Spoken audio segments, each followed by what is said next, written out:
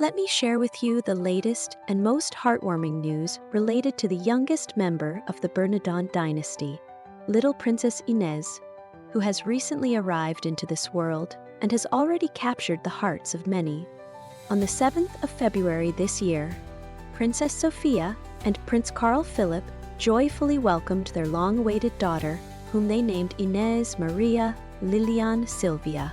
This little girl has become a true gift of fate for the royal couple, as they already have 3 sons, Prince Alexander, Prince Gabriel, and Prince Julian, and now their family has been blessed with a little princess who will soon be 3 months old.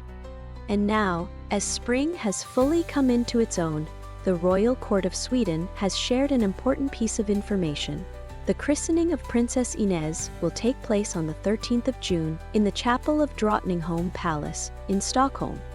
The choice of date and location is not accidental. On this very day, and in this very chapel, in the year 2015, Prince Carl Philip and Princess Sofia were married.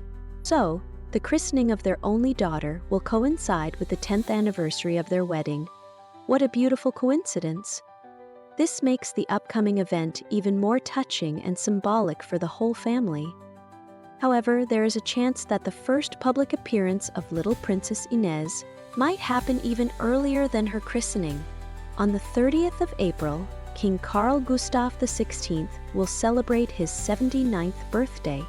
Traditionally, the entire royal family gathers on this day to congratulate the monarch, and many royal experts suggest that the parents of the little princess may choose to introduce her to the public on this special day. The program for the king's birthday celebration is already known. It will follow the same format as in the years 2023 and 2024.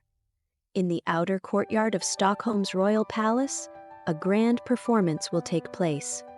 At 11:15 in the morning, the cavalry band of the lifeguards will arrive on horseback and present a musical program.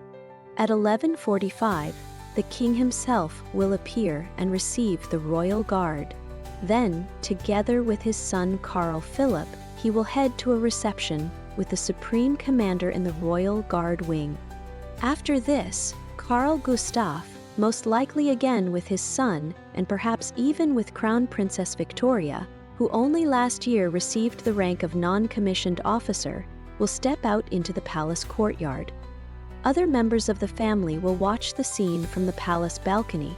It is here that we may get our very first glimpse of little Princess Inés. Most likely, Queen Sylvia, Prince Daniel with their children Princess Estelle and Prince Oscar, as well as Princess Sofia with her children Prince Alexander, Prince Gabriel, and Prince Julian will be there. It is interesting to note that Princess Inés, like her cousins, differs from earlier generations. Following a decision made by King Carl Gustaf on the 7th of October in the year 2019 regarding the reform of the royal house, Princess Inés, like Prince Julian, was born into the royal family but not into the royal house. This means that she will not bear the title Her Royal Highness, even though she is the king's granddaughter. As the king explained himself in his Christmas speech in 2019, this decision was made to help his grandchildren build their own future. This decision was made to clarify who among the royal family members will act as official representatives of Sweden in the future. For me, it is a way to make expectations clearer. I hope it will be helpful when my grandchildren eventually build their own future. But that day is still far away, the monarch said at the time. Despite this, little Princess Inés has already become the subject of special affection from her grandfather, the king. Recently, at the end of April, the king held a ceremonial meeting of the chapter of the order, during which it was announced that since the previous session, 2 new individuals had been awarded the title of Knight of the Royal Order of the Seraphim: Queen Mary of Denmark and little Princess Inés. This is a tradition, and all of Inés's cousins are also Knights of the Seraphim.